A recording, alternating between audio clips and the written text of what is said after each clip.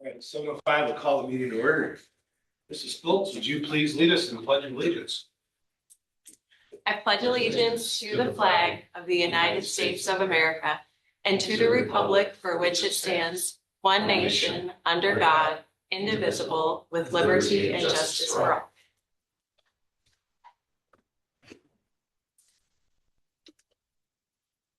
All right, let the record show that Mr. Dowden and Ms. Troxel are absent. All the board members are present. Mr. Board, has public notice been given? All Yes, it has. right, on to the minutes. Your motion to approve the prior meeting minutes, April 15th, 2026. So moved. Motion made by Mr. Bailey. Is there a second? I'll second. Now, Mrs. Thompson, any discussion? Mr. Bailey. Aye. Aye. Aye. Aye. Aye. Okay, on to our discussion items then. Discussion on operational expectations and results policies. So picking up where we left off, actually, I want to point out first before we do this.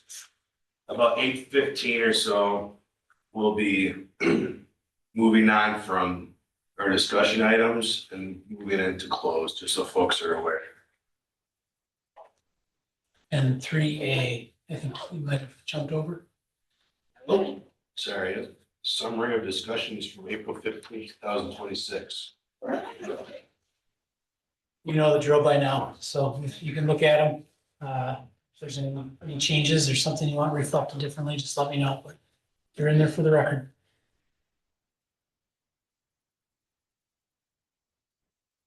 Back on the discussion on operational expectations and results policies. Again, just a reminder, we're by 8:15, moving on to closed. So picking up where we left off from our meeting on April 15th, we got through OE3, which gives us a starting point of OE4 for tonight's meeting.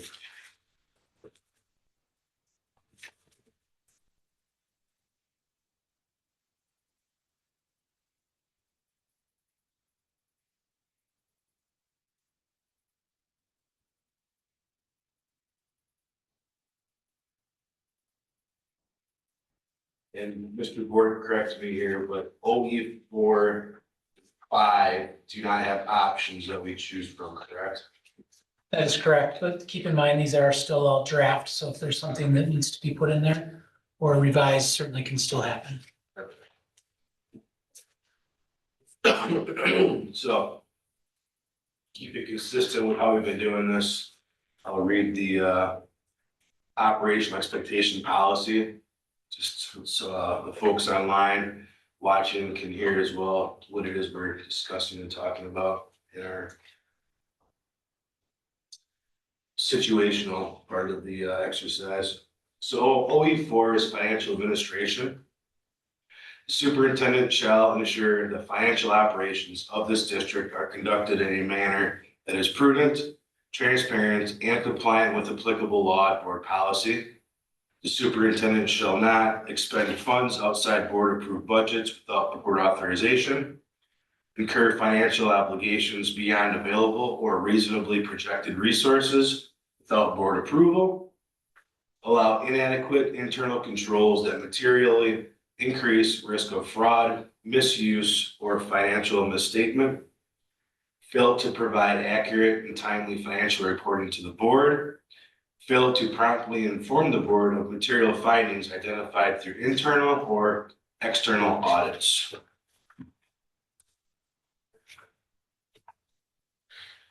So, any questions on that so far?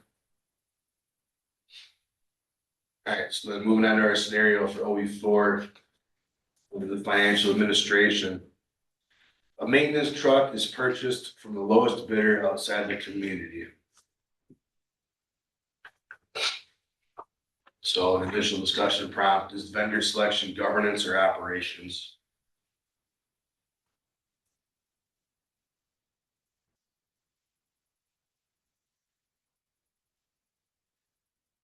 So that's operations.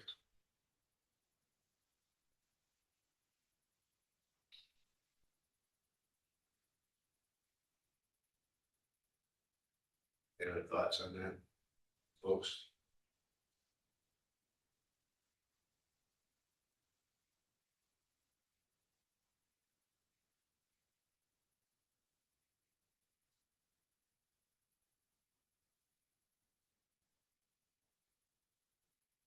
Yeah, technically, it is operational. Just reading from the policy itself, the superintendent shall ensure that financial operations of this district are conducted in a manner that is prudent, transparent, and complying with applicable law and board policy. And the superintendent shall not expend funds outside board approved budgets without board authorization.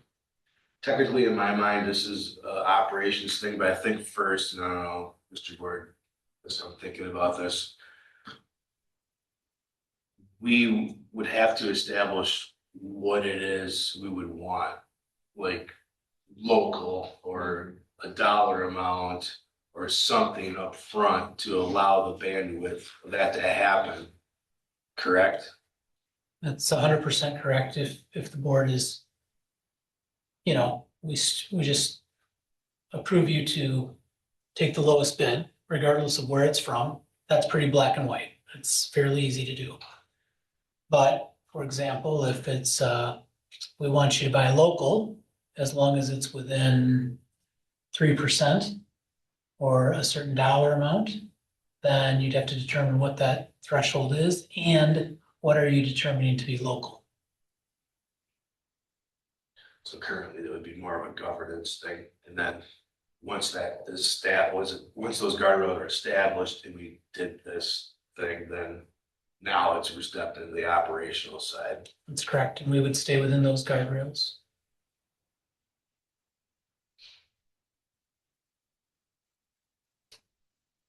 I don't know what are folks' thoughts on that. I guess the transparent part, it would be an announcement made that that's purchase is gonna occur, how you remain transparent, or is that just a strictly operational decision? I think transparency, as we've been moving down this road, part of my expectation to Mr. Board is, look, like we're moving away from formal approvals on things. However, the public still needs to know, Yeah. what the district is doing. So in order to get things in the board book and published online, it's under consent agenda. While we're not actually approving it or discussing it, the information is still out there. So that is kind of how we are approaching the transparency piece today. If it's something like, we're just not formally putting our stamp of approval on us anymore, it would still be there. I mean, do you have anything to add? Mr. No, Ward? I think that's right. Some school districts will have a superintendent's consent and then a board consent, things that, look, this is operational. We want to hire this teacher, but the law says you have to approve it. Those go on, superintendent consent, something like this, as long as it's within the guardrails, would go on that superintendent consent. To your point, public would be aware of it, things that maybe would used to come to the board.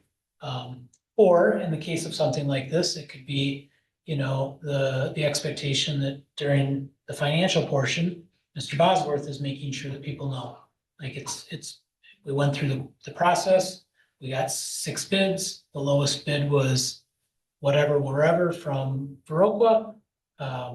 It's within the guardrails, it's this amount of money, it's on its way, right? I mean, it's up for you to decide how you want to handle that. Just thinking about the local, when we were deciding with the referendum monies, how to invest those, we decided that it didn't matter where we could get the best deal. We want to be fiscally responsible and not lose any opportunity to have a higher return on the monies that were invested. So to some extent, I don't know that we need to do anything specific as far as local. And I guess, I don't know if it needs to be expressly said that the lowest bid isn't always necessarily the best bid. So having that discretion as well, because if there's, if they don't line up, is that this vehicle has 4-wheel drive, whereas this one doesn't, or whatever the case might be, then having some just discretionary decision-making on that to have it be the best for the district or best decision at the end. I'm not sure I'm all in with that idea, and probably because I have some experience with this in a different setting. I do think the community expects the school district to use the local resources of the district. I think that's an expectation. Yeah. I could be wrong, but I think that it's pretty universal. That their taxpayers, their community members, if they offer a service that they are expecting at least a shot at being able to support the district that they want to. So I think it's important that we do offer opportunities for folks to provide bids, which I'm sure we do. But I think that's important that we are very transparent, that we have projects up for bid, we have work to be done up for bid, whatever that might look like. And anyone local is welcome to bid it out. Not saying that we have to go with them, but I do think it validates our local community by offering that out. Would you think they would need a premium then, over an outside bid of 3%? If they were within 3%, that we would go local even though it costs more? I don't know, I think the board would need to talk about that. Yeah, and once we get like throughout these and then the results policies, that's when we're gonna get into the real meat and potatoes and start really defining, under these different policies, current, like these drafts, like what is it that we really want them to be? Yeah, for whatever it's worth, I believe that what Mr. Miller is asking probably would go in here if that's what you want. I think the results policies are going to be more student outcomes, a lot of those things. And I think this is where your guardrails are going to be set for what your expectations are for each of these operational expectations. A couple of clarifying points. To Mrs. Sharp's point, we do, generally speaking, if not always, put things in our local papers and make sure that folks are aware of it, and even reach out to those who have done business before, make sure that they have the information so that they can bid on something. And then to Mr. Beeling's point, just clarification. So there's two ways school district can purchase a larger type item. One is a bid, where for all practical purposes, we would accept the lowest qualified bid, or an RFP, which is a request for proposal, where then before the proposals come back or before it goes out to them, we've established what our internal scoring guidelines are going to be so that we can take into consideration some of those other factors such as quality, warranty, service, those kinds of things. Now, with that being said, the board certainly has the ability to say, we want the lowest bid with a certain dollar amount or a certain percentage onto, because then that would be grounded in your policies. Does that make sense? I wasn't putting you on the spot. I was just trying to No, decide what's right, because Yeah. I think everybody wants to support the local businesses, yeah, and to know, like, for referendums, like for building referendums, things like that. You hire someone like Myron, and we can contract with Myron in ways where we can say, you know what, if you're gonna subcontract, I want you to consider local folks. And we can suggest that. They don't have to take it, but it's very suggested, right? But I do think that's important, and I wanted to make sure that was heard. Mhm. We need to honor the folks and the work of those in the community in some way. So in this example right here, if we got, two bids, one from a local vendor for 51.5 and another from a vendor in Waukon, Iowa for 50,900. What does the board feel? What would you pick?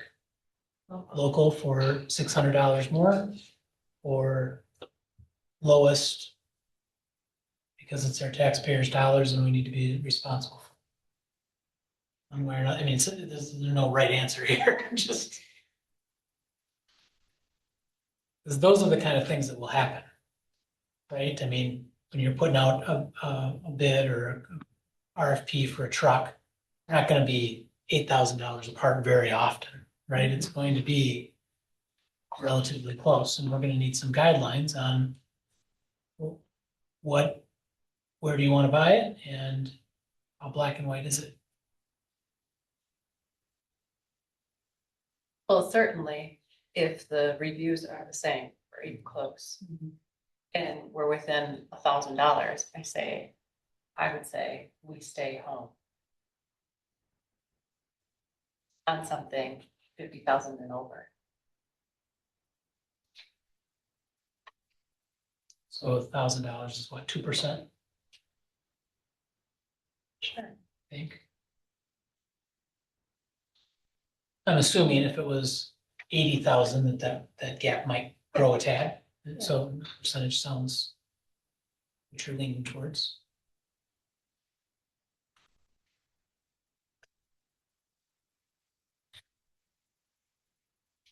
Considering that the local businesses are contributing taxes to the district and so forth. I mean, I think that would be the right thing to do, is in that particular situation, be to try to support the local business versus an outside entity that's not participating in the tax base.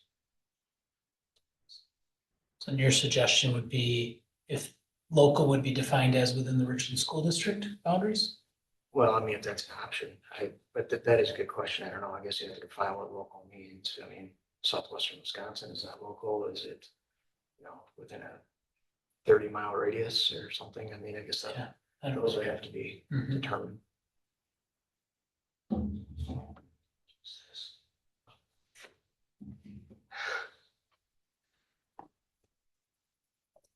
Yeah, I think the percentage makes sense.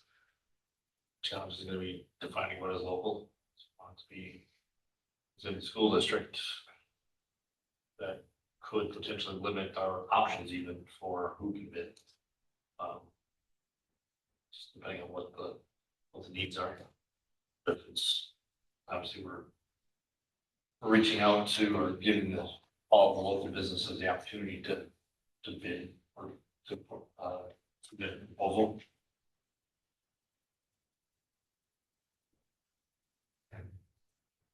I don't think that, and I'm not trying to suggest that just because they might come in close, that we have to go with them. I think that we do our due diligence to do a review of services and certainly choose the best service if they're close, right? You do your normal evaluation of who's the top candidates for the service we need done, and then if we're within 2 to 3% or whatever we decide on,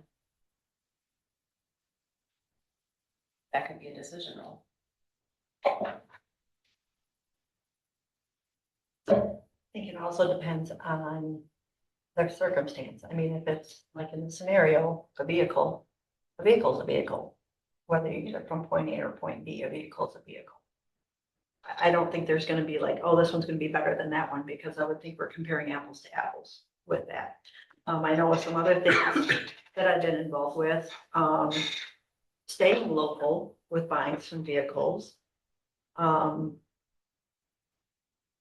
think they actually, because we stayed local, even gave some discounts, because we stayed local with that situation.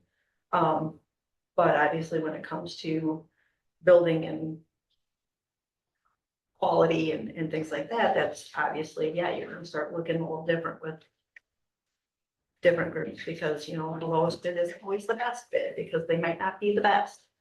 Is the most expensive the best? Not always. So I guess it kind of falls on depending on the circumstance of what it is.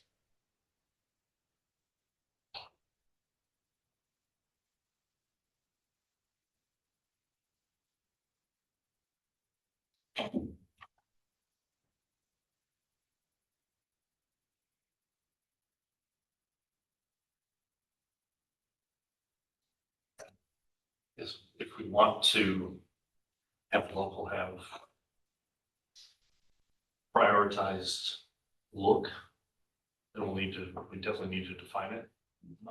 We've said it several times that Mr. Ward won't always be district administrator, we won't always be on the board. So having it laid out instead of people, we know that Steve will do what's the best, what's right. The next person might not have that mentality. So I think if we want it to be prioritized for local, we need to say what that's gonna be.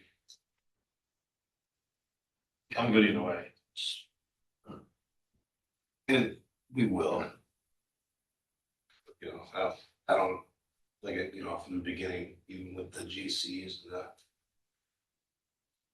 the BSRs, you know, it's like, we're not gonna solve these problems tonight, so we can have a little discussion about it, get our brains thinking, you know, take some notes, and then once we get through all of these, you know, the OEs and then the Rs, or that's when we can really start to drill down and as a board, figure out, you know, what it really looks like, so.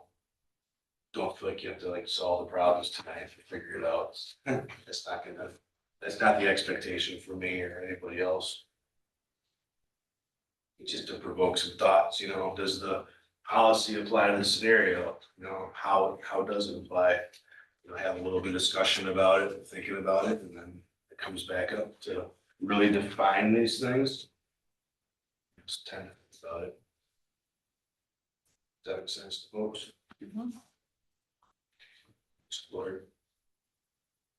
Yeah, it makes perfect sense, Mr. Rehan. I'm wondering if, when I take a stab at creating a draft, if you want me to put those in as some options based on some of the things that we heard, low bid, local with a whatever, and then, you know, at some point we'd have to define local and then come back and talk about things, or is that discussion you want to have now and then take a stab at drafting it without options, because it's mostly been determined? Yeah. And I'm okay either way. Just put the options together and we may not go with any of them. It might be a hybrid, like all the other ones we've done so far, the OEs, are we with the hybrid option? So once, you know, those revisions and options are come back out to the meeting notes, everything else. Yeah, we can really start drilling down. Really defining it. Just, I don't lose my thought, I just wanna throw this out because I really feel strongly about local being within the boundaries of the school district. The taxpayers that support our district to be local.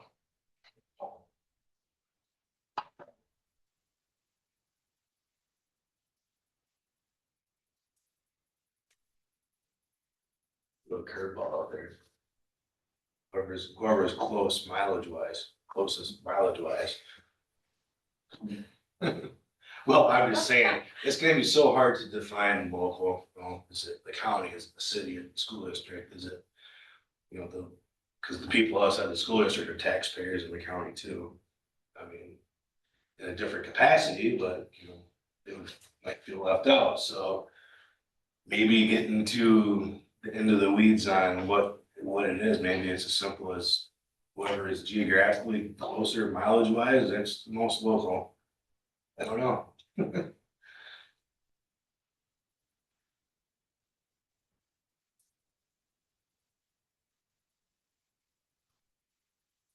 you were gonna say?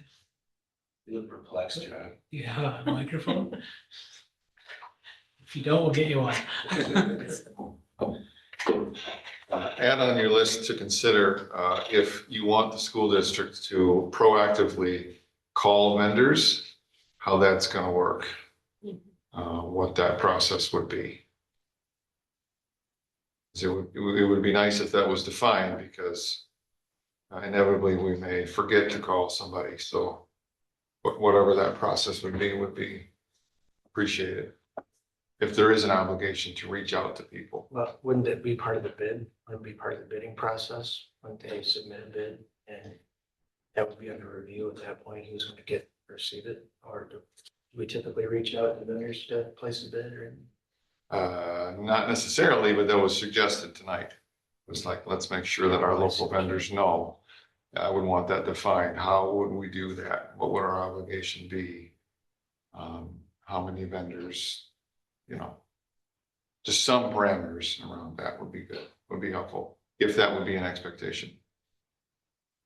How does the school district normally solicit bids for projects or vehicles or whatever? Or if it's like Mr. Miller is talking about, it can simply be something posted on a website or put in a newspaper. We're not necessarily calling people. I think that, calling on people can be dangerous No, I'm not. because there's always that opportunity to miss somebody. Yeah, I think we're treading dangerous waters if we start to call people. I think the communication of we have open bids has to be in a broad public paper on the website and a deadline and folks. We need to somehow get the word out. This is how we are.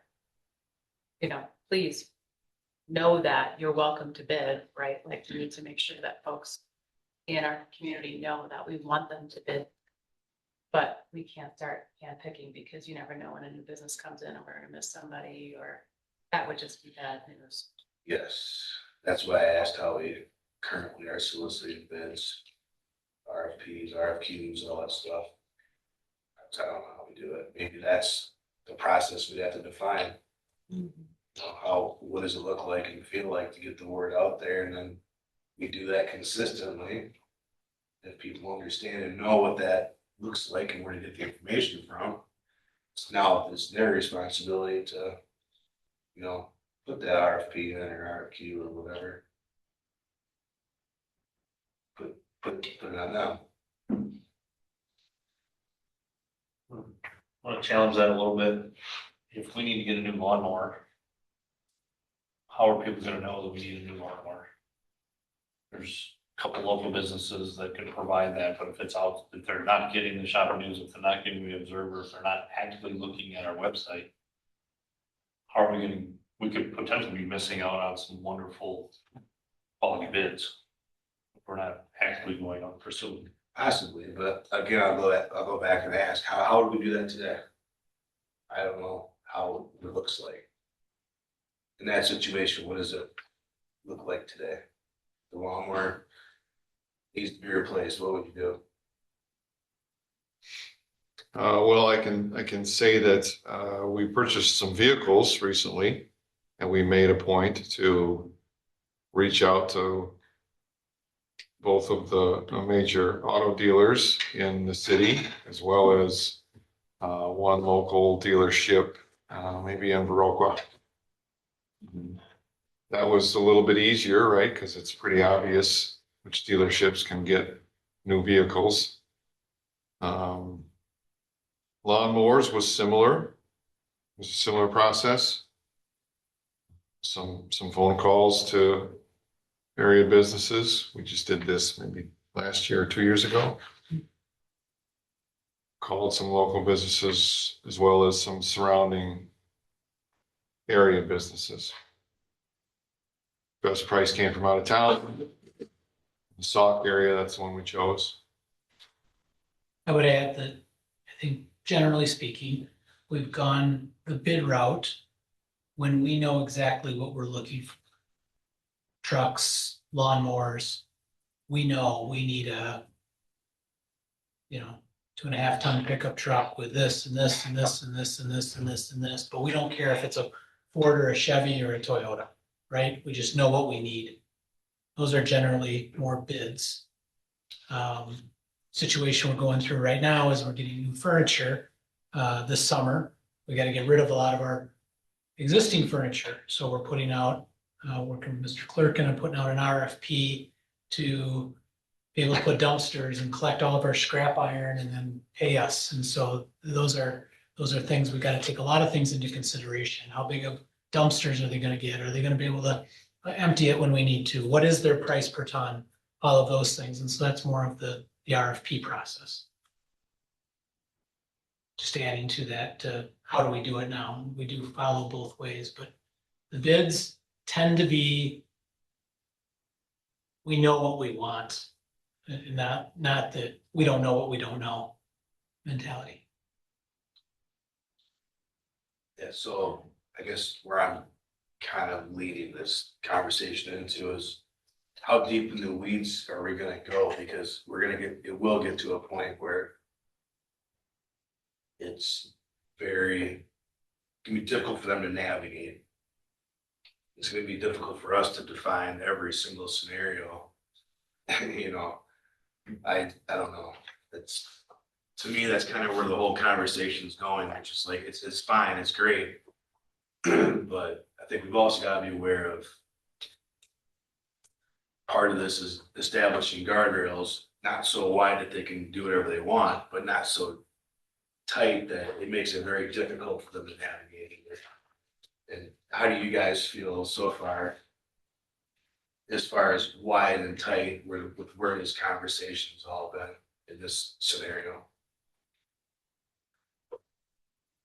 As it sits right at this second, I would not be sure that we have clear guidance on what we would expect from what the board's expectations would be on how we would proceed if we were going to buy a truck. I don't know if you feel differently, John. I don't know how we would treat this situation right now. You know, if a local vendor came in at $900 less, you know, yeah, from someplace in Prairie du Chien. So I get your point. I also, you know, and so maybe it's maybe it's a little more broad, but still guardrails.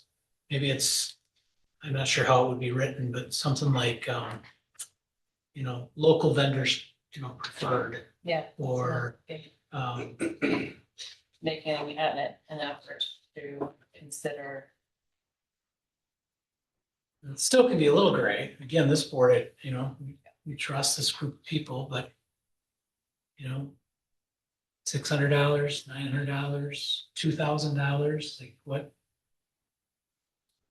I don't know. We would know when price trumps distance. Is there a minimum dollar amount that is required for it to go to bid versus if it's $5,000 for a piece of whatever, that you can just buy that? Or is it 10,000, 25,000? What's that? Is there a magic number where we have to go to bid versus just purchase?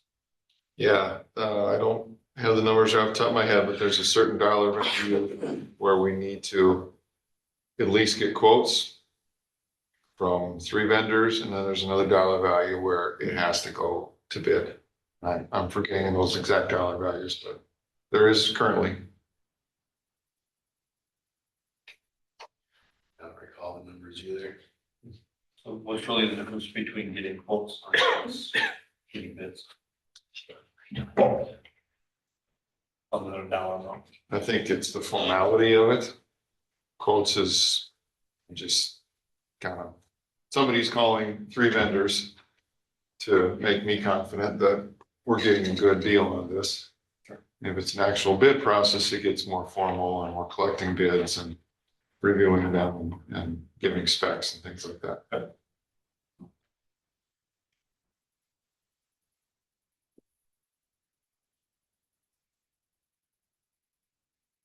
Because for me, having 2% within the school district would be the 2 criteria for me. If the local within the school district is within 2%, all else being equal. If something like that were put in play, I think then we would have pretty good guidance that feels pretty black and white. So put that is, yeah, like earlier, you put that as one of the options.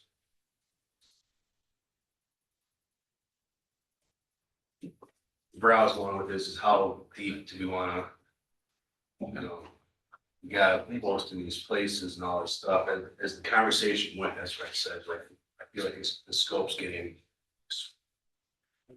bigger and bigger, but more confined for them, like, where do we just draw the line? But for me is find the local, come up with that percent or dollar amount, whatever it is, probably move on.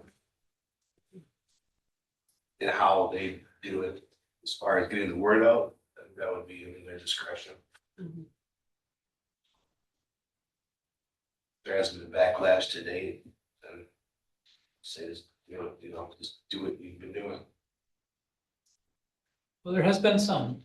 I mean, Yeah, not- so, I mean, when I'm talking like that I remember over the last 8 years down in district office, there have been I think, 2 different situations where someone in the town or a business in the town did not feel that the board called local was local, at that time. And then another situation, kind of the exact opposite. Where but would you feel that has to be more defined though? Or is that something that, you and your team would use discretion on and, do it however it's appropriate, I guess, for lack of better words. Yeah, I mean, yeah, it's a little bit about like, communication, we have general terms in there that a reasonable board would expect to be informed, but, you get somebody that's wants this, and then that's when you have to come back and like, okay, well, maybe we've got to define this a little bit better. So if you kind of stay with those terms, right, a reasonable board. Yeah. Can we get you What up Mr. to Bailey speed said with was very black and white. I'm sorry, I'm coming in late, so I was giving a scholarship at another school, Getting or giving? giving another scholarship, yeah, not getting. I heard getting to. Maybe I did say that. But, I'm sorry, I'm coming, so kind of picking on this, but if I remember correctly, and maybe you guys have already discussed it, but there was something in the, back in the policies that, if there was something with the local contractors, but if it was something local and it was competitive, then that would go to the local over if it was comparable and everything. I was thinking there was something in the policies that used to say that. That was all everything. Yeah, there's something there, because I know that question has come up before. And there was something that someone actually sent to us and it stated it in there. Now, whether it's, still in the policy, I would assume so, but it was somewhere in there. And I only know that from past experience.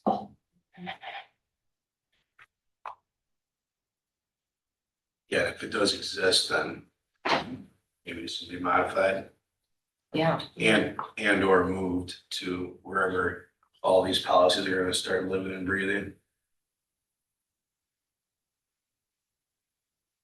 Yeah, and I don't want to continue to belabor, but I do want to make this point as well. When a new superintendent comes in, they usually come in with relationships with vendors. And if the superintendent is from around here, they're going to bring relationships with vendors because they're familiar with them. And we always move to what's familiar with us, and it's just easier. So unless we have guardrails up, it could be likely that somebody would just automatically call their buddy, whomever they know, and ask them for a bid, right? Because it's just easier. And so I think that we have to be mindful of our community first by putting up some guardrails. Yes, for sure. Yes, that's absolutely something that's been brought up more than once, as the board turns over and administration turns over.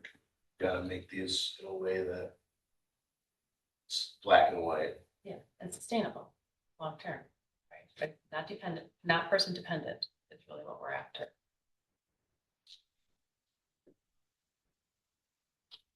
If you use the terminology of preference or something like that, it's not where you have to take those necessarily that local bid. And preference to that, if it's within the dollar amount or percentage amount in the distance.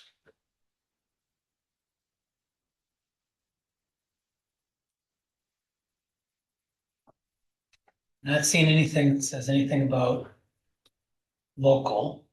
To answer your earlier question, 2,000, it's over 2,000, it requires 3 quotes, at least 3. And if it's over 5,000, it needs to go through the competitive process. Their RFP. And there are some exceptions like textbooks and some of those things, but we're talking.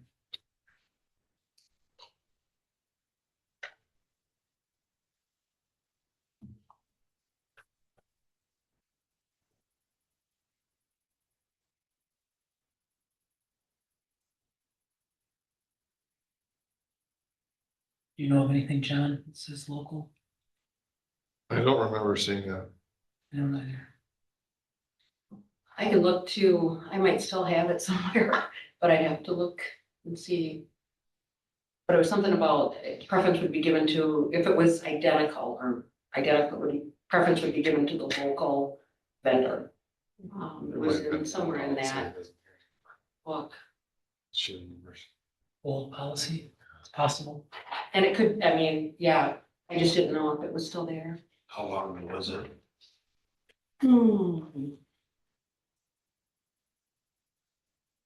I would say maybe 6 years. I would say somewhere there, maybe. Before How me, how long have you been administrator? Steve? in this role, 4 years, this high 4. Yeah, because you were not the administrator. Well, then it would have been, we would have been operating under old policy. Okay. Because I know then that there was something there.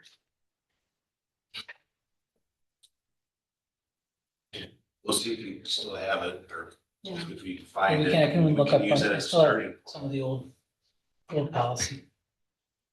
Maybe put that in there when you find it, or just stick it in the, before memo portion.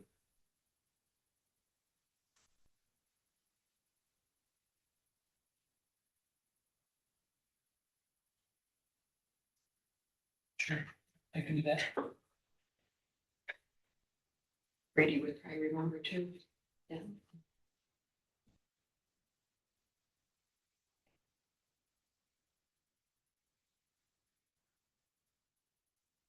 All right.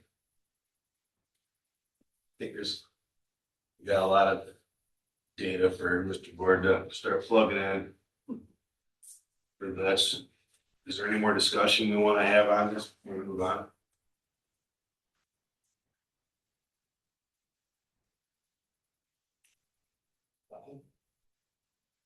All right. Let's move on then to OE5. So operational expectations.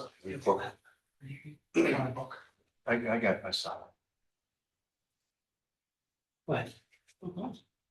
OE5, asset protection. The superintendent shall ensure that the assets of this district are protected, maintained, and not exposed to unnecessary risk. And superintendent shall not permit inadequate insurance coverage relative to reasonably foreseeable risks, allow preventable deterioration of facilities or equipment through neglect of reasonable maintenance practices, fail to safeguard confidential information, including student and employee records consistent with applicable law, expose the district to avoidable legal, financial, or reputational risk through insufficient risk management practices, allow technology systems or data security practices that expose the district to unreasonable cybersecurity risk.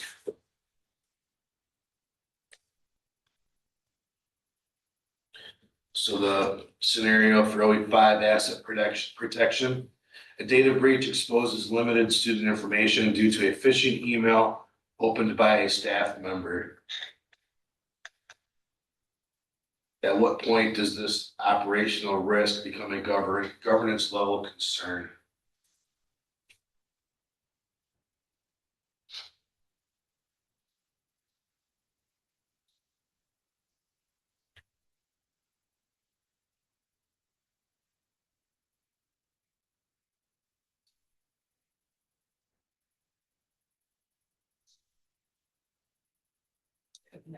Could be C.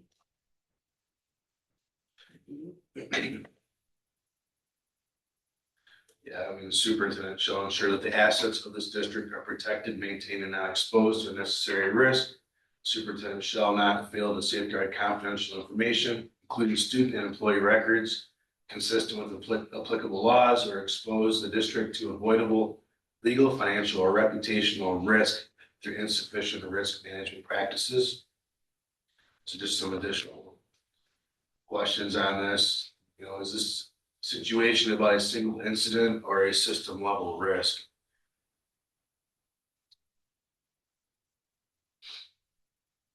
Both. Because of that phishing email came through.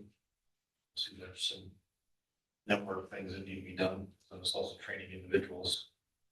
Be more aware and mindful of those types of emails and communications.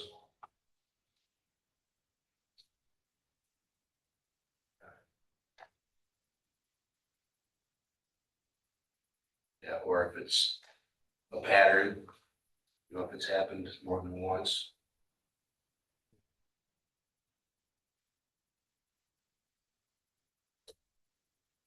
Guess it kind of comes down to the IT safeguards that they have on the email stuff, you know, I mean, it's.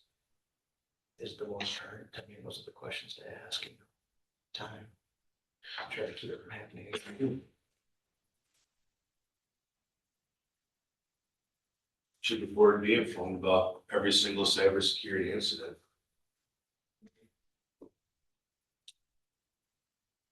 No. I wouldn't think so. No, because now you're stepping into the operational side of it. But we still need to define, you know, what, within those guardrails, what do we need to know? Not everything, but some things we're absolutely gonna need to know. Is there a ransomware attack and school's gonna shut down? Or is the internet not working to where students can't effectively do work and staff can't effectively teach, you know? Do some things that we would want to know, but what are they? You know? And Don't if know. that's happening for more than a day or whatever, you know. That has happened, it happens in districts all the time where they lose internet for. It happens in districts all the time, where they lose internet for a couple hours at a time, sometimes it's all day. I don't know, it's important for us to know that, but sure, it would be for more than a day. Just looking ahead, the answers to those questions are OE7, communication board assurance. I don't think we have to define it within asset protection. That's, I don't know that this is anything to deal with communication of those things, it's just the actions of doing. Right. Make sure that we have the proper policies, procedures in place. Yeah, I mean, absolutely. All of these in some way, shape or form touch more than just this policy. 100%. But in this specific one, you know, asset protection, we'd have to somewhat define within that scope, you know, what are the guardrails, the communication piece will come from it naturally. Right, Mr. Gordon? I mean, if we establish the guardrails on what asset protection means, if it falls within those guardrails, that the board needs, or outside that the board needs to know, you to naturally have to communicate it to us.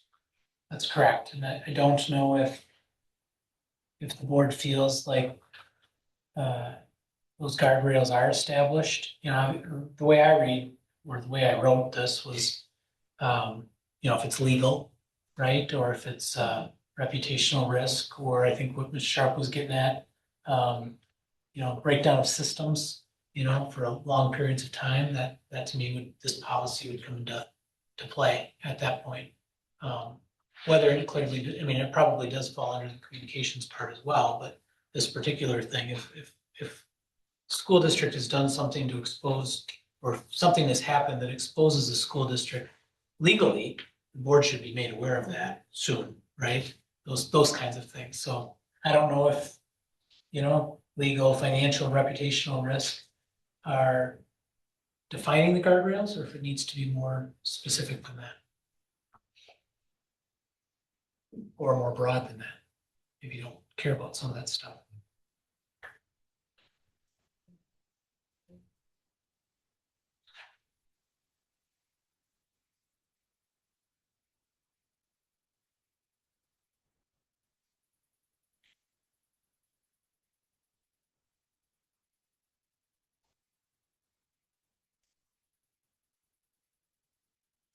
You know, legal, financial, safety, those three things feel like those are things, you know, the board needs to know about.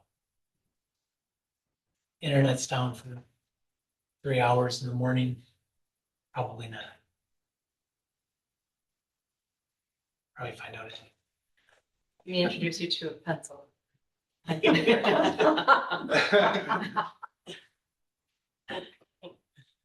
But just you saying it, Mr. Board, for letter D, adding the word safety, so avoidable legal, financial, safety, or reputational risk. Yeah.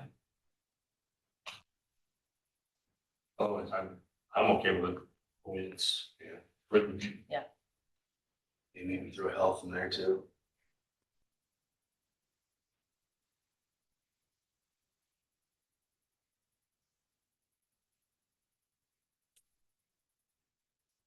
Something like, expose the district to avoidable legal, financial, reputational risk, or health and safety of students and staff, or something like that. And I think that's what you're wordsmithing a little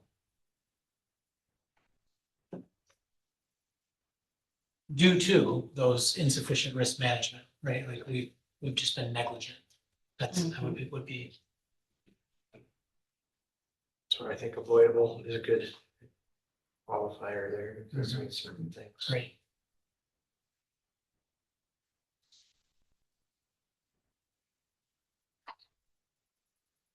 Kind of oversee that department, John. You good with that? Yep.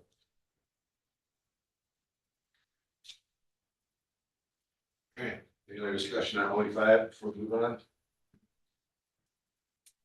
Yeah. So OE6. It's personnel administration.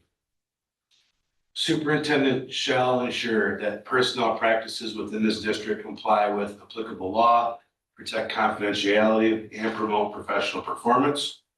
The superintendent retains full supervisory authority over district employees except where board action is legally required. The superintendent shall not disclose confidential personnel information except as permitted by law or when necessary for board governance oversight.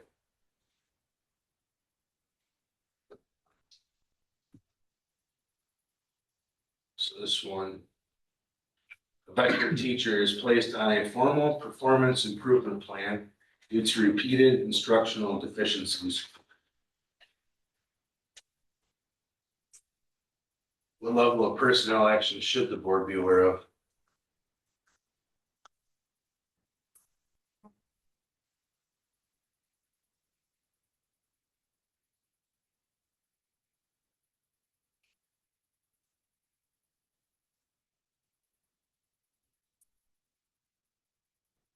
Well, I can see the options. Go through the options. It then falls in one of those. I can do that. So option one, material risk model The superintendent shall inform the board of personnel matters that require board action or present significant legal, financial, or reputational risk. Option 2, administrative leave and termination model. Superintendent shall inform the board when an employee is placed on administrative leave or when termination is anticipated. Option 3, expanded supervisory visibility model. The superintendent shall inform the board regarding formal performance improvement. Plans, written reprimands, and other significant disciplinary actions. And option 4 is a board-defined reporting parameter where we can establish our own, thresholds. I should add, these were written so that they're stacked, right? So if you're choosing 2, you're also kind of choosing 1. You're just kind of figuring out how far down you want to go to be informed.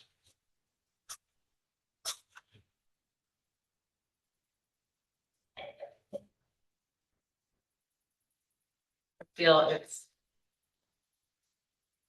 personal and confidential as to why a performance improvement plan is happening.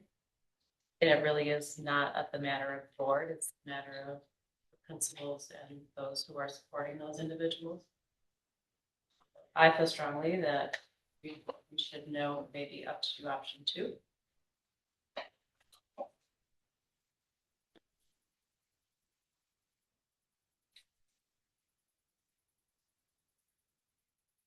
If we were to go any further down the list to like 3, that's now we're getting into a more of a supervisory role where we're stepping back into the operations side of it. So I would agree that we wouldn't want to go any farther than 2.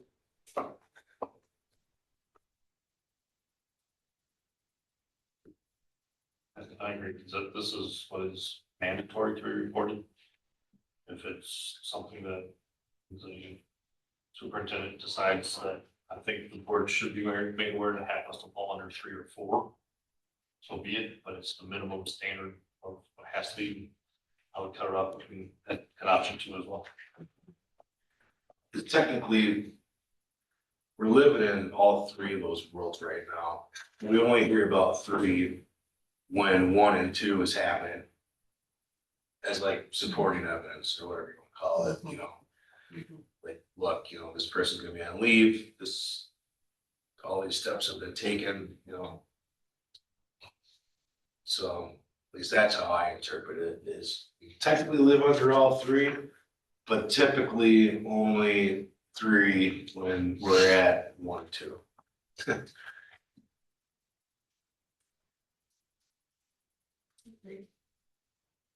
Yeah, I think the way it's handled now, I would say the 2 of you hit that right on the head. That's what I've been kind of operating on before these were even, wrote. The first one, obviously, but I've also made you aware anytime number 2 hits, right? And then number 3 in those unique circumstances, or if it's just ongoing, and we've got more as a courtesy, but really you need to know about this because it could be bigger, right? And those kinds of things. I mean, I think for the formal would be option 2. And it's discretionary beyond that.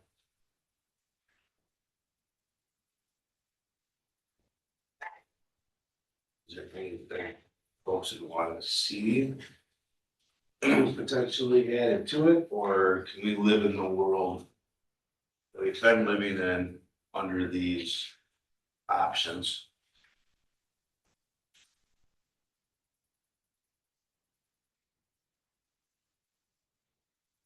I'm satisfied with option 2. Okay.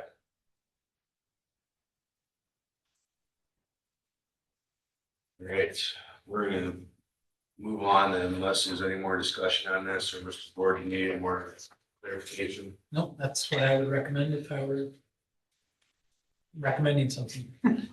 Yeah, I think you're spot on. Yeah. We got time for one more if you want. Yep, we'll do one more. Well, this one might be a deeper one. Oh,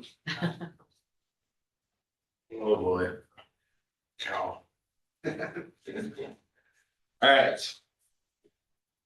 Always 7, communication and board assurance.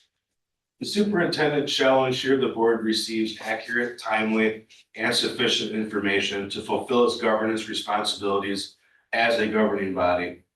The superintendent shall not allow the board to be materially informed regarding significant legal, financial, safety, or reputational risks affecting this district. Sorry.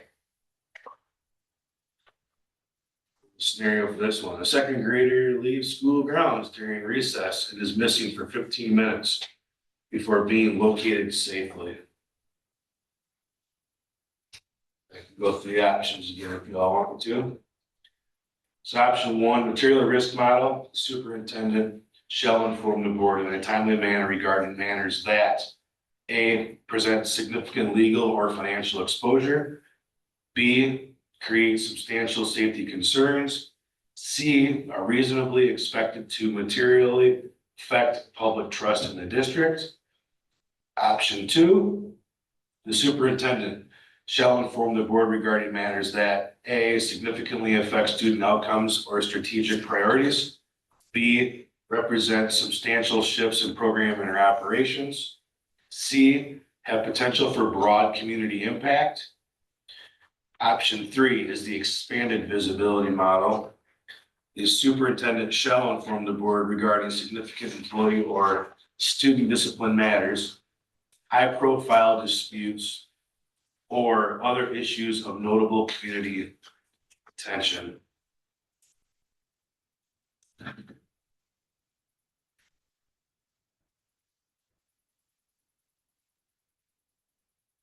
Then moving on, it says the superintendent shall not, A, fail to inform the board in a timely manner of matters that a reasonable governing body would expect to know due to their potential to become publicly controversial, legally significant, financially impactful, or materially damaging to their district's reputation. B, allow the board to learn of significant district matters from external sources before being informed through appropriate administrative communication. And C, treat individual complaints, community or staff concerns, or operational decisions as board level issues unless they reasonably rise to the level of board governance oversight. Excuse me. Throat strap. So let's read that scenario again. A second grader leaves school grounds during recess and is missing for 15 minutes before being located safely. Just going through the options here.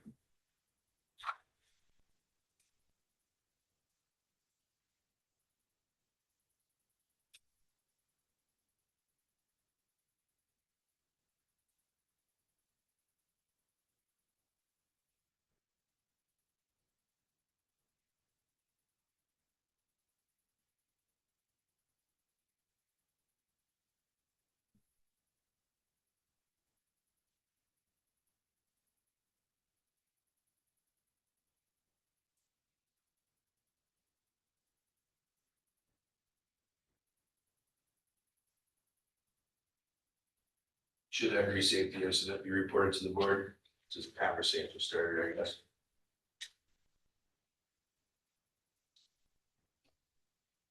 I don't think every incident has to be, but I will say, having lived this with my grandson that was missing for an hour, yeah. In another district. In another district. Okay. I will say, it's very scary for the parents, the grandparents. And I think there was a, communication breakdown that they couldn't get a hold of people. And that was one thing I have brought up to Mr. Word previously. I wanted to make sure how we handle things, like check-ins and check-outs and things like that. And, basically, we went through that to make sure that there were check and balances here. Because that was a very scary time. But again, that was just a unique, he was located, but they just didn't know where he was at. That scenario was lack of communication with the parents, family members. Does that need to be shared with the board? Unless there's a family member on the board. Well, I think too, it also included not only that, but the bus driver, because they were trying to track people down and nobody was responding, so it's just like a snowball effect of several different things and they couldn't get a hold of anybody. So that was just but I think, I have, great confidence in the system that we kind of went through all those scenarios and how that works. And this was aftercare, from going from a school to aftercare in the district, not here. I think that's a different communication path for this. It's communications to the board. Right. I agree, but I'm just saying, I don't think the board needs to be, unless it's something significant. I think, there's things in place for that. Significant is a hard term to define in the eyes of the community when this comes into play. And so I just want us to be mindful that what we might consider to be not 5 alarm, there could be a few who do, and that ripple effect could be harmful. So we have to be thinking about, even though we don't want to micromanage, but we do have to consider the effects of the ripple effect. So if a child is missing for 15 minutes and they don't know where that child is for 15 minutes and they have to call the police, there's a police report. If there's a police report, people have scanners. People have scanners. It's on Facebook, it's on Twitter, it's on, right? Like, so I just want you to consider that it is not, it doesn't take more than, 15 seconds.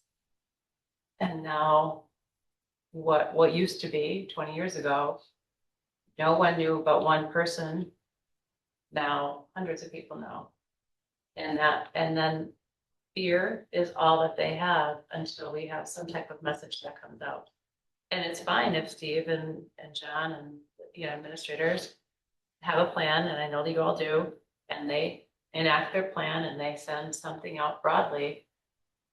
But we're gonna get calls. And if you all don't have children and you don't get the broad call, it may be important that we do get a text in some of these situations, so that we can say it's been handled, it's okay, everything's okay, we understand what happened. And confidence is just, people need us to be confident. They need people at the door, meeting them at the door with confidence. Kids need that too. Substantial is just as hard to define as well.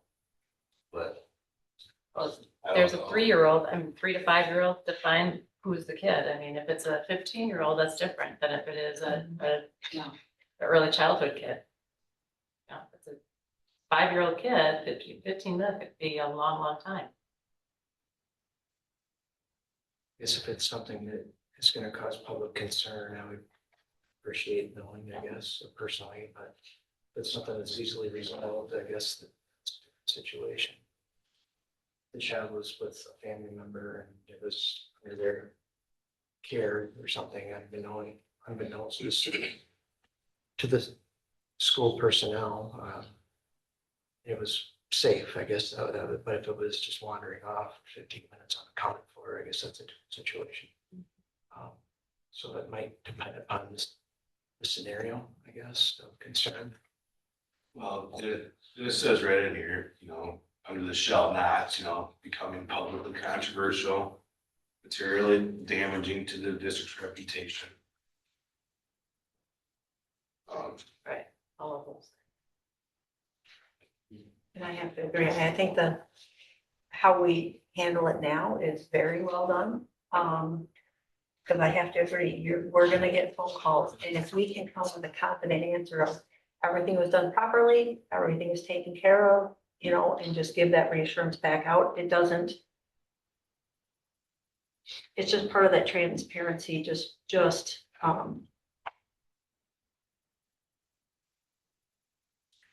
not giving us a black eye.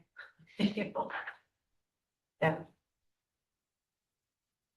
But I think you do a very nice job of how you do things now. Thank you. So under the options, and where are people thinking?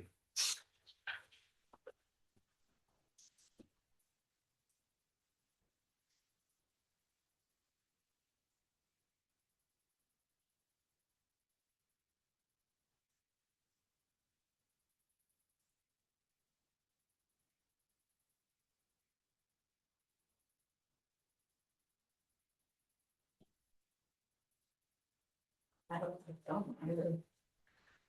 Each one, I mean, like a high profile dispute. Well, but if we did that, it's like option 3, it's not encompassing option 1 and 2. Yeah. Right? I mean, technically, right now, the way I read this, we're operating under all options. That's kind of how. I get it. We may not have what is significant defined or substantial safety concern defined. I think the way that communications currently come out, going back to the shall nots, if it's public controversy or damaging reputation, I mean, those communications are happening now. Mhm. But perception of what Mr. Sharp's point, the perception on what's significant to one person may not be significant to another one, so. I don't know how you on the rabbit hole. I'm defining that because the people are different. Mhm. I think that has, that goes back on us knowing our community. Yeah. It really just is on us to know the community and know like what the community will tolerate and understand the culture and the climate and political climate of the time and respond accordingly. And use the best judgment. But I think sometimes, I don't want to speak on behalf of you, but, I think just knowing who the individual or individuals that are in a certain situation prompts a discussion with us.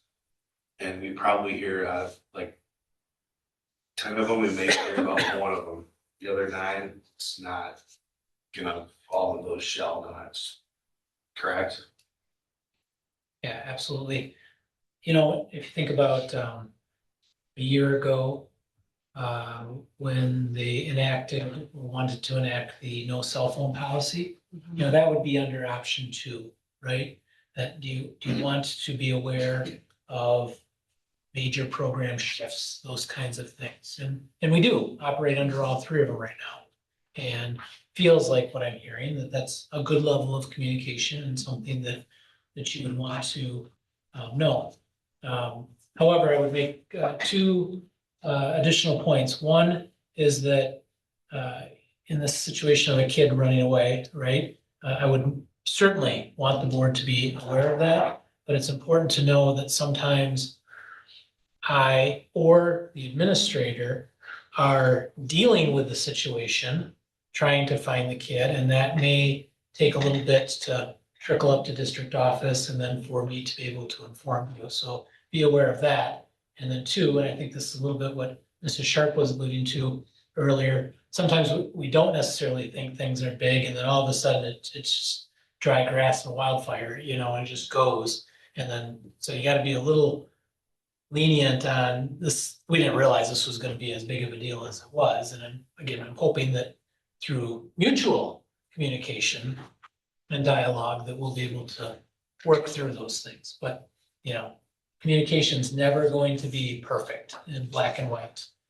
Because there's just the human element involved and things happen. And social media exacerbates everything because things happen so fast.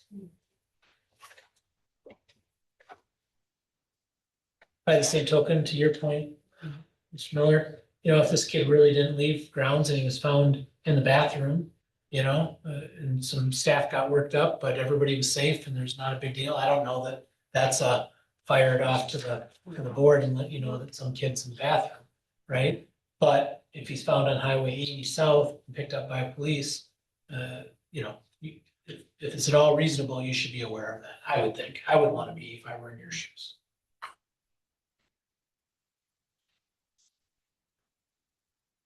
So we'll end on option 3. Any other discussion on this?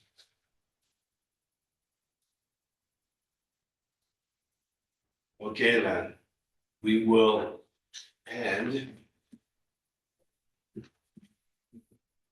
our discussion on 4A. 4B, discussion on governance culture policies will be tabled to probably the next meeting as well, and then we'll just move into the closed session. How does that sound? Mr. Ward, you wanted to do any discussion on 4B, before we actually make the motion to go to closed? No, again, 4B is just always going to be on there just to give you an opportunity if you're going through scenarios, well, what about this? And it gives you the opportunity to go back. So that's nothing important at this particular time. So I think you're good.